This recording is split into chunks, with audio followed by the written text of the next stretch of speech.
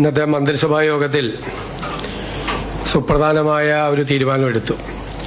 സംസ്ഥാന സർക്കാരിൻ്റെ ഇന്ദിരാ ഗ്യാരണ്ടി പദ്ധതിയുടെ ഭാഗമായി ആദ്യ മന്ത്രിസഭാ യോഗത്തിലെടുത്ത തീരുമാനം അനുസരിച്ച് ജൂൺ 15-ാം തീയതി മുതൽ പ്രായഭേദമന്യേ എല്ലാ സ്ത്രീകൾക്കും ട്രാൻസ്ജെൻഡർ വ്യക്തികൾക്കുമായി KSRTC ബസ്സിലെ ഓർഡിനറി സർവീസുകളിലെ ബസ്സുകളിൽ സൗജന്യ യാത്രാ സ്കീം ജൂൺ 15 മുതൽ നടപ്പിലാക്കുന്നതിന് അതിനുള്ള അംഗീകാരം നൽകാൻ വേണ്ടി തീരുമാനിച്ചു. ഇന്ദിരാ ഗ്യാരണ്ടിയിലുള്ള ഈ പദ്ധതി പ്രിയദർശിനി എന്ന പേരിലായിരിക്കും അറിയപ്പെടുന്നത്. വരുമാനം കണക്കാക്കിയിട്ടില്ല, പ്രായം കണക്കാക്കിയിട്ടില്ല, കണ്ടീഷൻസ് ഒന്നും ഇല്ലാതെ ആദ്യം ഓർഡിനറി ബസ് സർവീസിലാണ് ആദ്യഘട്ടത്തിലെ ഈ പദ്ധതി സൗജന്യ യാത്ര തീരുമാനിച്ചിരിക്കുന്നത്. ഇത് സർക്കാരിന് ഒരു മാസം 65-70 കോടിയോളം ബാധ്യത വരും. 800 കോടി രൂപയിലധികം ഒരു വർഷത്തിൽ KSRTCക്ക് അതിൻ്റെ വരുമാനക്കുറവ് വരും.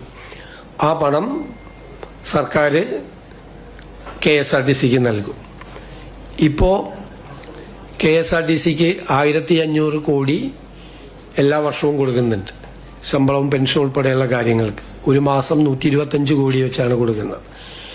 അങ്ങനെ ഒരു വർഷം 1500 കൊടുക്കുന്നതിൻ്റെ കൂടെ ഇതിനാവശ്യമായ തുക ഏകദേശം 750-800 കോടിക്കും ഇടയിൽ ഇതിൻ്റെ തുക വരും. അല്ല, ഞാൻ പറഞ്ഞിട്ട് പ്രതിമാസം 65-70 കോടിയോളം വരും ഇതിൻ്റെ ചെലവായിട്ട് കണക്കാക്കിയിരിക്കുന്നത്. അതാണ് 750-800 കോടിയോളം രൂപ പ്രതിവർഷം വരും. അപ്പം നിലവിൽ കൊടുത്തുകൊണ്ടിരിക്കുന്ന 1500 കോടി രൂപയ്ക്ക് പുറമെ ഈ പണം കൂടി സർക്കാർ KSRTCക്ക് നൽകും. KSRTC വരുന്ന 6 മാസത്തിനുള്ളിൽ അവരുടെ വരുമാനം വർദ്ധിപ്പിക്കുന്നതിന് വേണ്ടിയിട്ടുള്ള വിവിധ മാർഗങ്ങൾ ആരായണം എന്ന് അഭ്യർത്ഥിച്ചിട്ടുണ്ട്. ആ സർക്കാരിൻ്റെ അഭ്യർത്ഥന അവർ സ്വീകരിച്ചിട്ടുണ്ട്. 6 മാസത്തിനുള്ളിൽ KSRTCയുടെ വരുമാനം കൂടി കുറച്ചുകൂടി വർദ്ധിപ്പിച്ച് ഇതിൻ്റെ മറ്റൊരു ഘട്ടത്തിലേക്ക് കൂടി കടക്കാൻ പറ്റും എന്നാണ് സർക്കാർ കരുതുന്നത്.